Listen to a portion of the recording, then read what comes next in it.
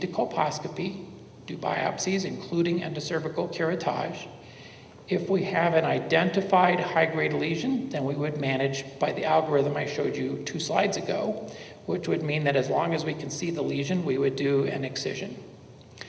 If we cannot find the lesion, then we would do co-testing at 12 and 24 months. If they remain normal, then at 3 years. If that remains normal, then going back to 5-year co-testing. So it gives us a very logical way of managing consistently, trying to make sure we never miss cancer, but that we don't do more testing than is necessary. So on our example patient, this is her biopsy. This shows adenocarcinoma in situ. We can see the very abnormal glands within the endocervix, but we can see intact basement membrane around the glands. So there is no evidence of invasive disease. Now remember that our algorithm said that the preferred management for this would be a diagnostic excision. What should that look like? So typically we would, I'm sorry, I went the wrong way. Typically we want to do a cone biopsy. The cone biopsy would give our pathologist the intact specimen. However, we could shape that cone biopsy in a number of different ways. If we do a cone biopsy that is shallow, then we miss the endocervical canal.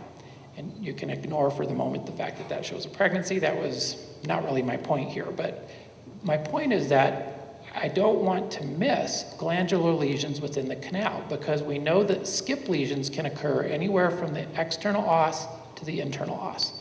So a more appropriate design of the cone would be something that is narrow and deep, that goes all the way to the internal os. This would be a much more appropriate process to make sure that we've not missed the lesion.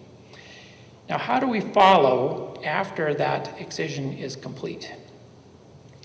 If we find adenocarcinoma in situ, we know that there is still a significant risk of future recurrence and that she could have skip lesions in the canal if we have not been 100% effective in our cone biopsy of removing all of that glandular epithelium.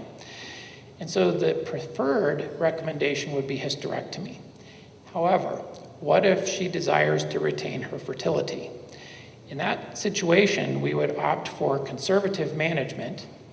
And the key there is whether or not the margin at the periphery of the specimen is normal, healthy epithelium. And this is why it's so important to give our pathologists a specimen that does not have cautery artifact and that is not in multiple pieces, because otherwise they would not be able to answer this question. If our pathologists can tell us that this is healthy tissue at the periphery, then she can be managed with surveillance. This would need to be